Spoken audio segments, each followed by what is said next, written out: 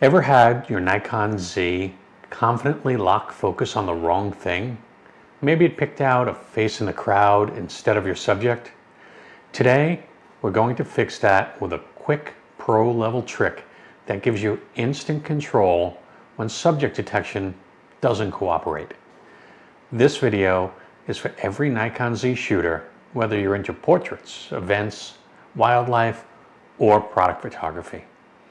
If you count on your camera to find focus, but want a dependable plan B when it misfires, you're in the right place.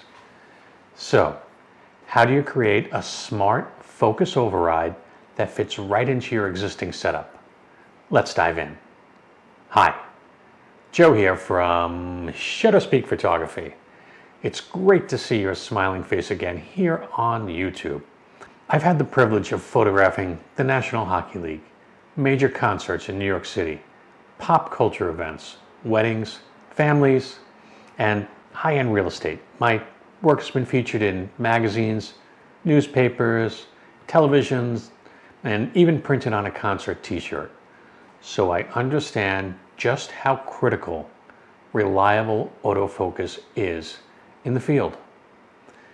If tips like this make your creative life easier, go ahead and click that subscribe button. It really helps the channel grow and keeps content like this coming. Let's begin by unpacking how autofocus works on Nikon Z cameras, because it's worlds apart from the DSLR days. Older Nikon DSLRs used a dedicated phase detect autofocus module tucked behind the mirror. You had familiar modes like pinpoint AF, single point AF, dynamic area AF, 3D tracking, auto area AF, and group area AF. With Nikon Z mirrorless cameras, everything happens right on the sensor. These cameras use on-sensor phase detect pixels that cover nearly the entire frame, giving you thousands of focus points to work with. Nikon Z camera's subject detection uses deep learning algorithms trained on massive image data sets. These allow the camera to recognize and locate features like eyes, faces, animals, birds, and even vehicles directly from the live view. When subject detection is enabled, the camera continuously analyzes the scene up to 120 times per second, like on the Z9. Looking for visual patterns it's been trained to spot. Once it finds a match, it places a visible box around the subject and tracks features such as eye, head, face, or body, adjusting focus as the subject moves.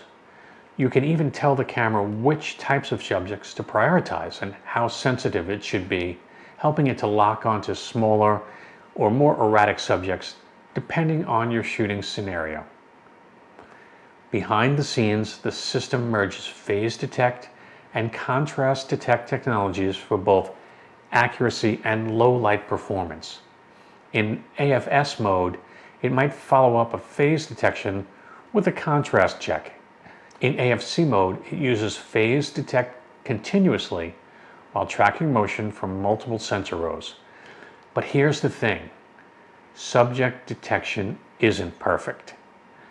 Low contrast scenes like dimly lit rooms confuse the system. Without edges or texture, the camera doesn't know where to focus. Underexposure makes this worse and can cause the camera to hunt or lock onto the wrong object. When subjects step in and out of the shadows or wear things like sunglasses or masks or are obscured by leaves, the AI can lose track. That's exactly why you need what I like to call fallback focus. Fallback focus gives you immediate access to a more dependable, contrast-based method. Press the AF on button once, and your camera switches to dynamic area AF medium, disabling subject detection and giving you direct focus control. Press it again, and you're right back to your usual mode. Now, a quick note before we jump in. I'm not someone who normally uses back button focus. So yes, I'm assigning full back focus to the AF on button. But don't slam me in the comments, all right? If you do use back button focus regularly, feel free to assign this feature to any other custom button that fits your workflow. Okay, so to set this up, it's pretty straightforward. Just going to go into the menus. We're going to go to the custom settings menu and go down to F, and then we're going to look for custom controls shooting, which is on most cameras F2. And then head on over until you find the back button focus button. And again, I don't use this. It's actually called the AF-on button. I don't use back button focus. But if you do, assign this to any other button you like. Honestly, maybe the center joystick button or something like that that isn't typically used during shooting and is easy to get to on the back of the camera. So you're going to click into here, and you're going to go through the menu until you find this option here. Recall shooting functions hold. Now it's a little different than this one.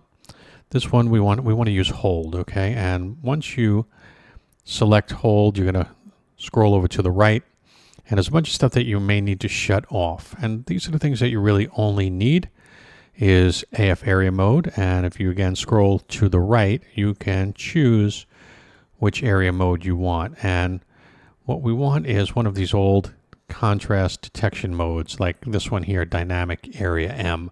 M stands for medium, so it's going to give us a nice medium-sized box. Hit OK there. And then you can leave this on and leave this on, and you can leave that off, and you are basically all set. Just press menu when you are done, and if you want to get out of there, press menu again, and now this is all set up in your camera. Okay, so a quick demonstration of how this works. So the camera right now is Nikon Z8. We're in the WC2 mode, wide custom 2. People detection is on, and the camera has determined that this is a person and it should focus on the eye. And thank you to Captain Kirk, who has volunteered to be here for this demonstration. Now I'm going to force this to not work for the purposes of this demonstration. So what I'm going to do here is I'm just going to eliminate light, and you're going to see how at some point, once there's not enough rows of pixels for the camera to read, the focus is going to start to become unreliable. And you're already seeing it happen. It's starting to jump all over the place now at this point. Get a little darker, it's going to become even more unreliable. And at this point, again, this is where now we start to see a problem. And this could be, again, maybe subjects wearing a mask. Maybe they're an animal in and out of a bunch of leaves, and it can't get enough to really recognize, enough pixels to recognize, and the AI is confused. So anytime the AI becomes confused, this is where full back focus saves us. All we need to do now is press AF on, and we've switched to a focus mode that uses phase detection and contrast. Half press of the shutter, and we're in focus lock. We can now take this picture, and I know obviously we're not going to take this picture, but anytime the AI is confused, we can fall back to a mode like this, and it's going to save us. Again, just remember, I'm forcing it here. We press AF on one more time. We're exactly back to the way our camera was. Nothing has changed. Okay, so, and again, we add some light back in, and the camera has enough data to figure out what's going on, and the AI works again, right? So this is where fallback focus comes in and saves the day. Why this works so well is simple. Dynamic area AF ignores AI and tracks the subject under your usual focus point using contrast. It's fast, responsive, and doesn't get confused by tricky scenes. This setup has saved me time and time again, like during backlit portraits where face detection failed, wildlife shots when animals dipped into shadows, or concerts with crazy lighting changes. Fallback focus gave me total control when I needed it most. So would I use this? Absolutely. And I rely on it all the time. Give it a shot and see how well it fits into your own shooting workflow.